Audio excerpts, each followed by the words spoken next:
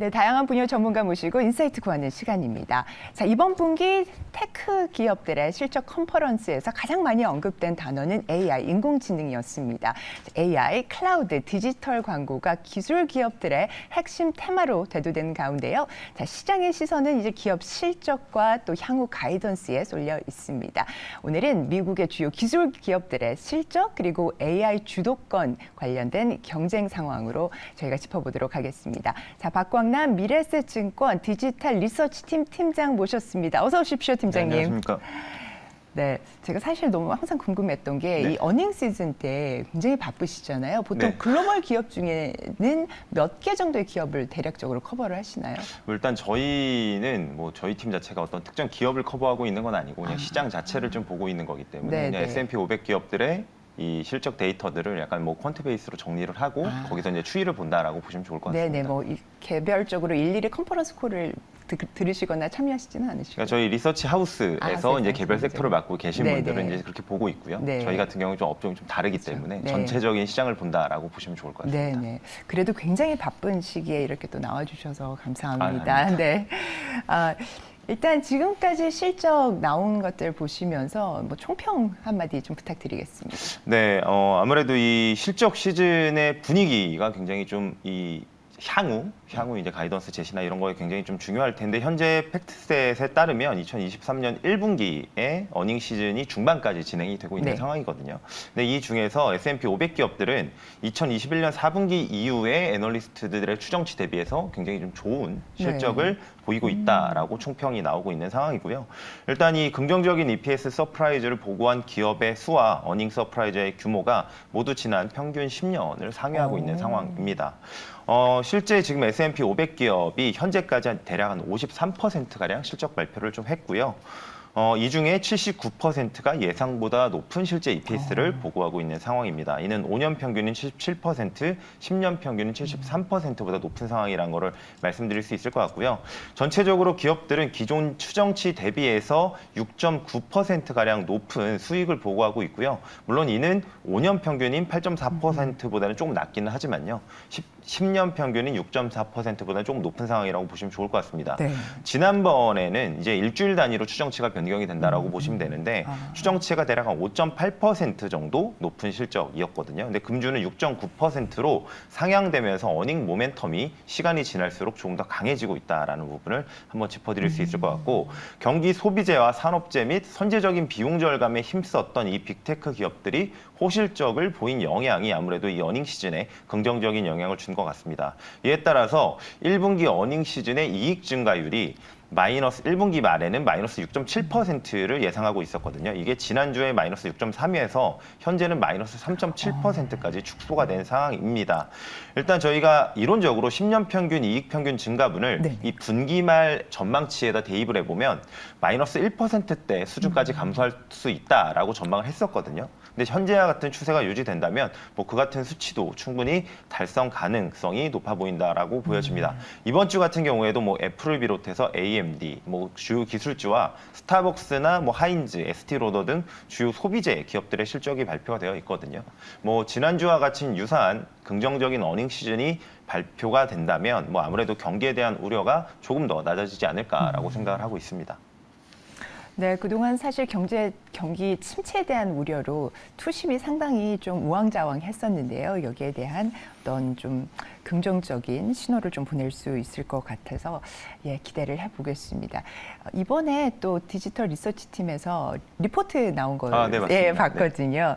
AI가 불러온 신산업 혁명이라는 리포트에서도 굉장히 그 AI 기술과 관련된 기업들, 산업, 동향들에 대한 그리고 투자 접근법까지 이렇게 총망라한 내용 잘 읽었습니다. 보니까 그 AI 주도권 전쟁이 빅테크 기업들 위주로 해서 지금 각축전이 벌어지고 있는데 사실 요즘 보면은 마이크로소프트에 구글이 선수를 좀 뺏긴 것 같다는 생각도 좀 들고요. 네. 뭐 실적은 두 기업 다 좀 잘 나온 것 같은데 어떻게 보십니까? AI 주도권이 이제는 실적에도 영향을 미칠 것이다. 뭐 어느 정도일까? 이 부분이 궁금하거든요. 실제 저희는 이 AI 주도권이 영향을 굉장히 크게 미칠 수 있을 예. 것이다라는 생각을 좀 하고 있고요. 이제 기업의 실적 발표에서 좀 곰곰이 들어보시면 AI라는 단어를 굉장히 많이 쓰고 있습니다. 네. 일단 마이크로소프트 같은 경우에는 이 AI 관련해서 클라우드를 포함해서 다양한 서비스와 솔루션에 대한 시장의 니즈가 확대되고 있다라고 직접 밝히기도 했습니다. 즉 이전에 클라우드 서비스를 제공하는 업체들이 굉장히 많았지 않습니까? 맞습니다. 그런데 이제는 이 AI 솔루션을 추가로 제공할 수 있는 기업으로 고객군이 쏠릴 수 있다라는 이야기가 될 것 같고요. 이는 아마존의 실적 발표에서도 저희가 반대로 확인할 수 있는 부분이 있었거든요. 상대적으로 이 마이크로소프트와 알파벳 대비해서 이 AI 관련돼서는 조금은 이제 좀 그렇죠. 여리한 맞습니다. 모습을 보이고 있다라고 네네. 평가를 받고 있는데 지난주에 실적 발표를 하면서 굉장히 시간 외에 실적이 좋았었습니다. 잘 나왔는데, 그러면서 네네. 시간에서 8% 넘게 급등을 하다가 이 컨퍼런스 콜을 진행하면서 마이너스까지 전환이 됐거든요. 근데 이 시간의 주요 주가의 하락의 주요 원인을 보시면 이 아마존의 클라우드 서비스인 AWS 같은 경우에가 성장성이 좀 둔화되고요. 비용은 증가할 것이라는 이야기가 좀 있었습니다. 일단 비용 측면에서는 이 AI 투자를 위해서 비용이 증가할 수밖에 없을 것이다라고 언급을 했고요. 그다음에 또 그간은 이 클라우드 비즈니스에서 사실 AWS가 가장 높은 MS를 맞습니다. 가지고 있었거든요. 예, 1위죠. 근데 이런 성장세가 둔화되고 있는 주요한 원인 중에 하나가 이 AI 관련 솔루션이 상대적으로 좀 여리한 상황 때문인 것으로도 풀이가 되고 있습니다. 이 최근에 이 AWS의 마진율이 낮아지는 이유도 해당 경쟁력을 키우는 과정에서 비용이 증가하고 있기 때문이라고도 봐주시면 좋을 것 같거든요. 네. 게다가 최근 들어서는 저희가 좀 주목해야 되는 게 이 AI 전용 GPU의 확보가 굉장히 네. 쉽지 않은 상황이라고 합니다. 지금 네. 엔비디아라는 기업이 대략 네. 90%의 이 GPU의 공급을 책임을 지고 있거든요. 그중에서 특히 AI 연산용은 조금은 이제 쇼티지가 관련된 이야기까지 나오는 상황이기 때문에 이 AI 경쟁력을 확보한 기업과 후발주자로서 쫓아오려고 하는 기업의 갭이 당분간 쉽게 좁혀지기는 저희는 좀 어렵지 않나라고 좀 판단하고 있습니다. 그런 측면에서 AI 뭐 주도권, AI 관련된 산업 얘기를 하다 보면 기승전 엔비디아 이렇게 얘기가 좀 많이 귀결이 되는 것 같습니다. 자, 이어서요. 메타 같은 경우에도 AI 부문에 대한 투자를 내리고 있습니다. 이번에 실적도 잘 나왔는데요.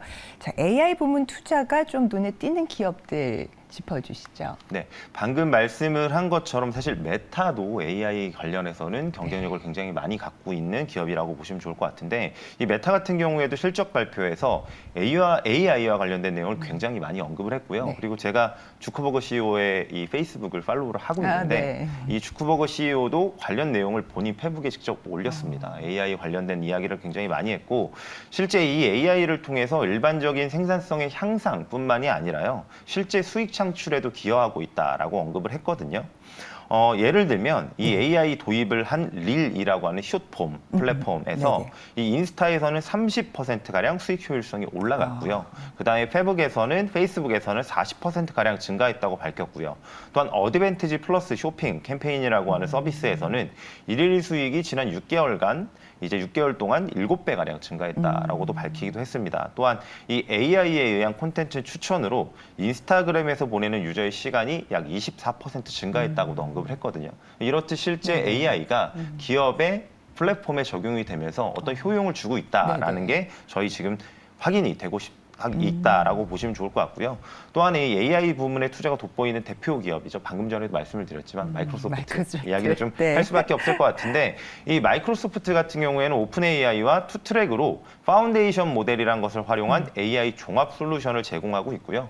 이 오픈 AI는 플러그인 서비스라는 것들을 도입을 하고 있습니다. 뭐 예를 들면 앱스토어에서 저희가 앱을 다운받듯이 이들의 챗 GPT가 앱의 역할을 하겠다. 여기다가 다른 서비스들을 붙여서 우리 거에다가 텍스트로 입력을 하면 그 서비스를 직접적으로 이용할 수 있게끔 만들어주는 B2C 기능이라고 봐주시면 좋을 것 같습니다.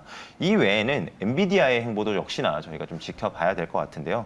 이 엔비디아 같은 경우에는 저희가 아시기에는 하드웨어 업체라고 생각을 하시잖아요. 그러니까요. 근데 이 엔비디아가 GTC 2023이라는 컨퍼런스 같은 것들을 통해서 본인들의 소프트웨어 뭐 서비스를 지원하겠다라는 식의 이제 언급을 했는데요. 그게 어떤 거냐면 AI 팩토리라고 불리우는 서비스를 런칭하겠다라고 언급을 했습니다.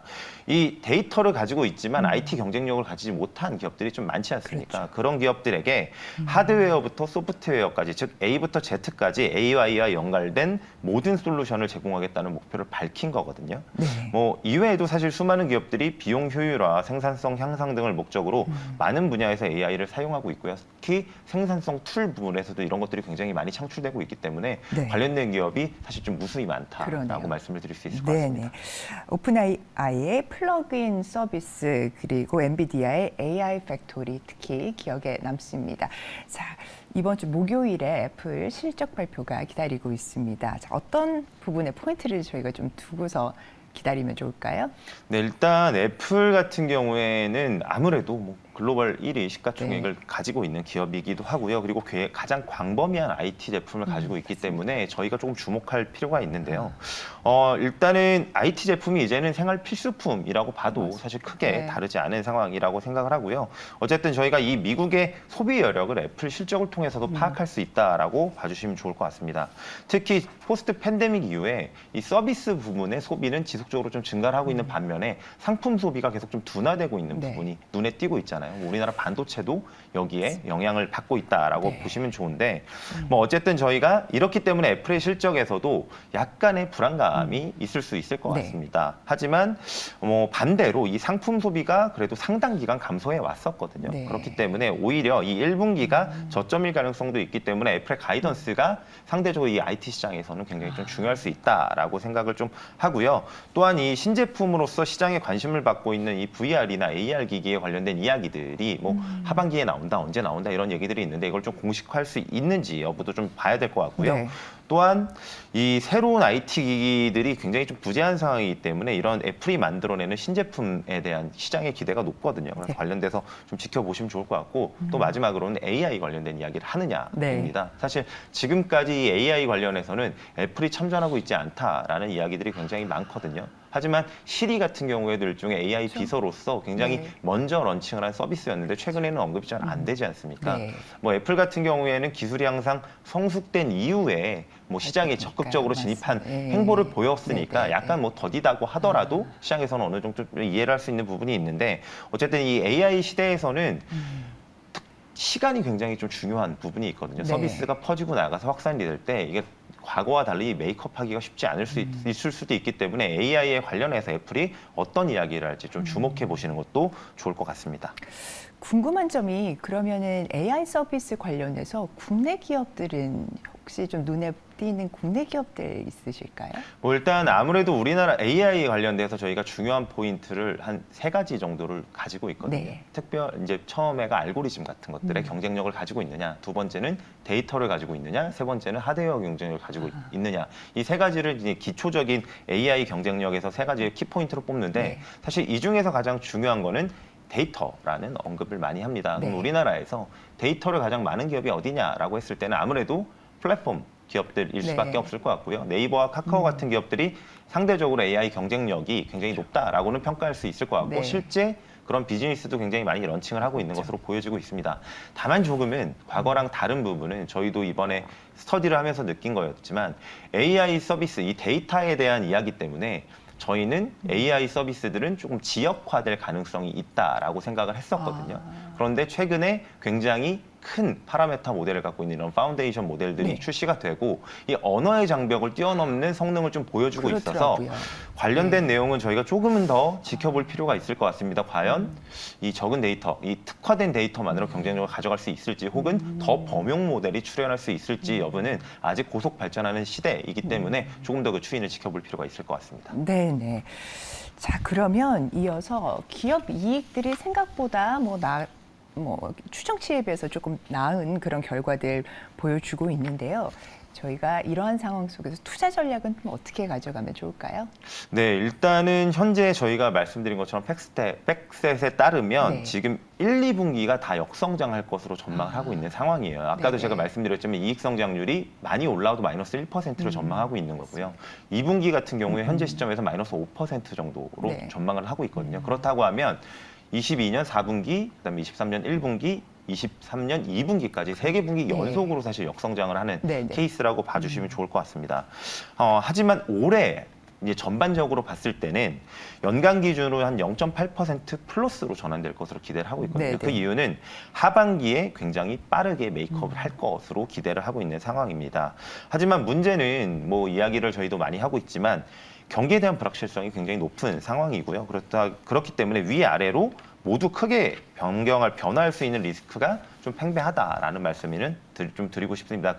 그 얘기는 전망의 예측 가능성이 굉장히 떨어진다라는 이야기입니다. 이 업사이드와 다운사이드 리스크가 모두 큰 상황이기 때문에 저희가 이번 실적 시즌이 왜 중요하냐라고 얘기를 하면 사실 기업들의 가이던스의 추세가 1분기 대비 2분기에 개선될 것이라고 언급하는 기업의 숫자들을 저희가 파악할 필요가 있습니다.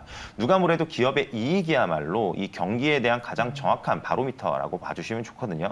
항상 실적 시즌이 뭐 매번 중요하긴 합니다만 이번 1분기가 특히 중요한 이유는 이 주식시장이 가진 선행성이라는 특성상 이번 분기가 기업 이익의 바닥이라는 사실 컨센서스 혹은 자신감이 좀 생긴다면 경기의 불확실성에도 불구하고 이 걱정의 벽을 타고 증시가 오른다라는 표현을 많이 하지 않습니까? 그럴 가능성이 좀 높다라고 판단하고 있고요.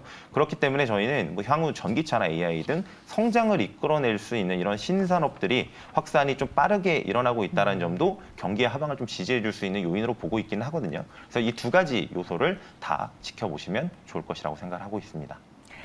네, 오늘 지금 AI에 대한 이야기들을 하고 있는데요. AI가 새로운 밸류 시스템을 만들어낼 것이고 결국에는 AI 생태계 그 위에서 킬러 솔루션들, 킬러 서비스들이 이제 많이 나올 것이다라고 말씀을 해주셨습니다. 지금 우리나라에서는 국내 기업들은 어떤 서비스들에 좀 강점이 있을 걸로 좀 생각을 하시는지도 궁금하거든요. 일단 현재까지 나오는 AI 서비스들은 사실 좀 대동소이합니다. 일단 왜냐하면 대중들에게 빠르게 확산되는 형태로 제공이 돼야 되기 때문에 기본적으로 챗 GPT와 같은 언어 모델 혹은 챗봇 형태로 제공될 가능성이 좀 많을 것 같고요. 네. 그리고 그 이외에도 좀 많이 서비스가 되려고 하는 아니면 그 개발되고 있는 것들은 이 텍스트를 활용해서 영상화를 하는 작업이라든지 그렇죠. 그림을 만드는 작업이라든지 이런 것들이 글로벌 기업과 국내 기업이 유사하게 가고 있다라고 봐주시면 좋을 것 같습니다. 뭐 아무래도 우리나라가 현재까지 갖고 있는 가장 중요한 경쟁력은 이 언어, 한국어라는 데 경쟁력을 가지고 있는 거기 때문에 그 부분에 이제 포인트가 있다라고 보시면 좋을 것 같고 그 이외에는 사실은 이런 지금은 이 AI를 활용해서 이 비용을 줄이는데 가장 목적이 크기 때문에 생산성을 올릴 수 있는 여러 가지 툴들이 있습니다. 뭐 그런 것들에 대해서 많이 개발이 되고 있다라고 봐주시면 좋을 것 같아요. 네네. 네, 그러면은 궁극적인 소비자들이 느낄 수 있는 서비스 분야에서는 어떤 것들을 향후에 지금 아까 말씀 주셨다시피 비용을 줄이는 혁신들에 많이 활용이 되고 있다면 향후에 우리가 소비자로서 AI가 제공하는 이런 서비스는 또 어떤 것들이 있을 수 있을까요? 일단은 뭐 두 가지로 나눠볼 수 있을 것 같아요. 저 같은 이제 회사원의 입장에서는 지금 마이크로소프트에서 내고 있는 사실 워드프레스나 이런 거에 코파일럿 형태로 이제 제가 편집을 하지 않아도 자동으로 편집을 만들어주는 형태로 저의 이제 업무 향상성을 높여줄 가능성이 높을 것 같고요. 일반 소비자들이 느낄 수 있는 부분들은 저희 요즘에도 가면 음식점에 뭐 AI 로봇 같은 것들 돌아다니지 않습니까? 근데 그게 이제 사실 말을 인식하거나 하지는 못하는 상황이죠. 근데 지금은 사실 이제 언어를 인식해서 액션이 되는 상황까지도 사실 점차 가고 있거든요. 거기에 대한 답변도 어느 정도 일정 부분 할 수 있고요. 뭐 그런 형태로 직접 체험할 수 있지 않을까라고 생각을 하고 있습니다. 네. 감사합니다. 정말 본격적인 성장기 그 직전에 이렇게 놓여 있는 이 AI 기술이라고 설명을 해주셨는데요. 앞으로 생태계에 정말 다양하게 서비스 솔루션들 나올 것이라고 보고 있습니다. 자, 깊이 있는 통찰력으로 미국 테크 기업들에 대한 실적 그리고 AI 투자 상황까지 짚어주신 박광남 팀장님, 오늘 말씀 대단히 감사합니다.